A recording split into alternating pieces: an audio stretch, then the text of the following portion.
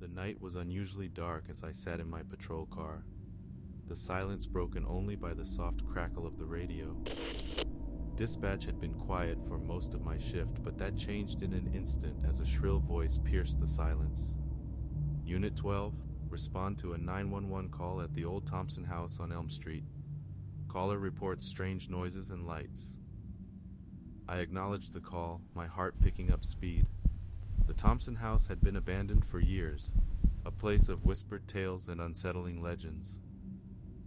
Gathering my flashlight and radio, I stepped out of the car, my boots crunching on the gravel. The wind carried a chill that seemed to seep into my bones, and I couldn't shake off the feeling that I was being watched. As I approached the house, its imposing facade loomed like a shadowy sentinel. The moon cast an eerie glow on the broken windows, and I took a deep breath, steadying my nerves. I cautiously pushed open the creaking door, the air inside heavy with dust and decay. My flashlight beam flickered, casting dancing shadows on the decaying walls. "Police! Is anyone here?" I called out, my voice echoing through the silence. No response. My heart raced, and I could feel the weight of the unknown pressing down on me. I ventured further, my flashlight guiding me through the darkness. The house seemed frozen in time, its past lives and memories preserved in the peeling wallpaper and decaying furniture.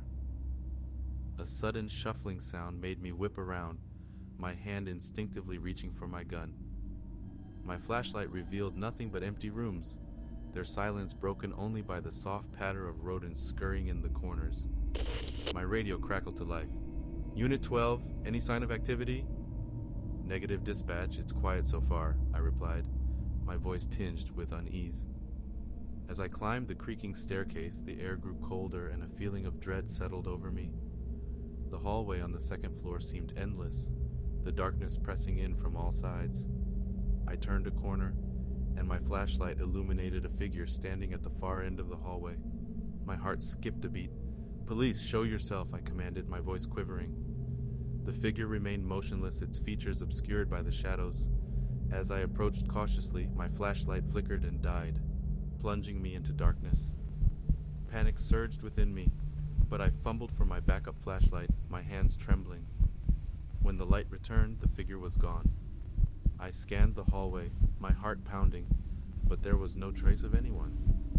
The feeling of being watched intensified, and I couldn't shake off the sensation that something was lurking just beyond my field of vision.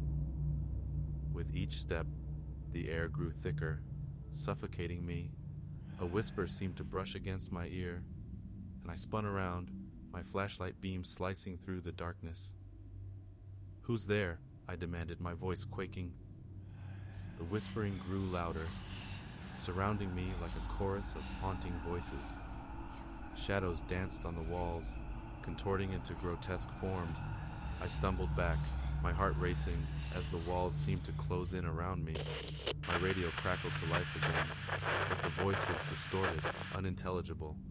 Fear clenched my chest as I realized I was trapped, the walls twisting and shifting around me. The house itself seemed to come alive, a malevolent force seeking to consume me. The whispers grew louder, their words incomprehensible yet suffused with a chilling malevolence. I tried to call for help on my radio, but my voice was drowned out by the cacophony of whispers. My flashlight flickered, casting dancing shadows that seemed to writhe in mockery.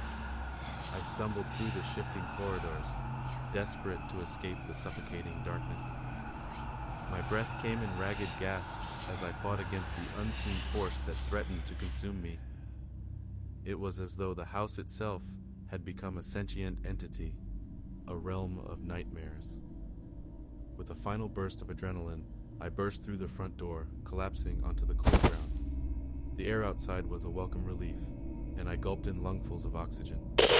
My radio crackled to life once more, the voice clear now.